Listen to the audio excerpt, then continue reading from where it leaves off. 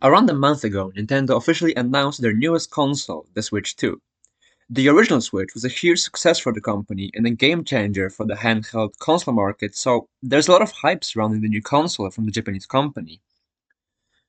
Alongside the announcement, Nintendo also confirmed that the official presentation of the console will take place on April 2nd, 2025, with the console set to release later this year. Based on the official information from Nintendo as well as insider reports, there's already quite a lot to discuss about the Switch 2. If you want to know more about its hardware, design, potential new games, and what it could mean for the future of the company and gaming as a whole, make sure to stick around until the end of the video. When the Nintendo Switch 2 was first announced, we got a short video showcasing some of its key design changes and how it will differ from its predecessor. One of the biggest changes is the redesign of the Joy-Cons, which now have a mostly black look with some hints of red and blue. While the button and joystick placement looks to be nearly identical to the original, they now feature a magnetic attachment system. It means that you will no longer have to slide them in manually, but they will automatically snap into place. While Nintendo hasn't officially confirmed it, I really hope that the new Joy-Cons will come with improved joysticks, reducing the risk of stick drift, as it was probably the biggest issue of the original Switch. One of the most interesting details in the teaser is a segment where the Joy-Cons function as a mouse. This is a major change, as past Switch games never really required this kind of functionality. It could suggest that Nintendo is expanding beyond just gaming, possibly integrating better support for streaming services or web browsing, making it more into an entertainment hub. Another notable addition is a new button on the Joy-Cons, shaped like a simple square. Nintendo hasn't yet confirmed its function, and my initial guess was that it could work similarly to the PS5 controller's touchpad, essentially acting as an extra input option. But a lot of leaks seem to lean towards the fact that it will open an in-game chat or a video chat, allowing players to communicate with each other through the console.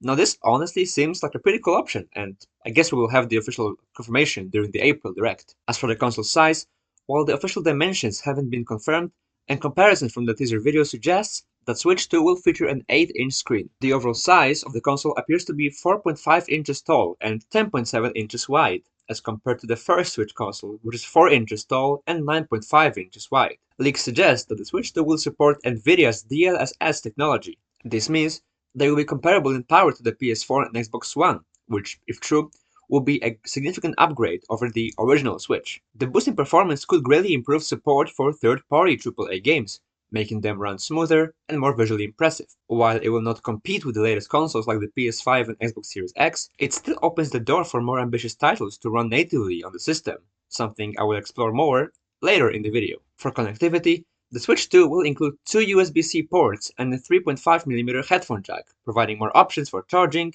and using various accessories. While Nintendo has not officially revealed the price of the Switch 2 just yet, it will likely be announced during the Nintendo Direct in April. However, recent leaks have already given us a potential idea of what to expect. According to a leak from a Costco employee, the Switch 2 will be priced at $499 Canadian dollars, which converts to around $350 US. For comparison, the original Switch launched at $399 Canadian dollars, meaning there will be a $100 price increase. Given this significant jump in performance, the increase seems relatively small, but I think we'll have to wait until the April showcase to find out the official price of the console. As of now, only one model of the Switch 2 has been confirmed. It's currently unclear whether Nintendo plans to release multiple versions, such as the cheaper Switch 2 Lite, or maybe a more premium version with extra features. Finally, let's talk about probably the most exciting part for many fans, what games we can expect when the Nintendo Switch 2 launches. First off, Nintendo has confirmed full backwards compatibility for both physical and digital Switch games, meaning every game from the original Nintendo Switch will be playable on the new console.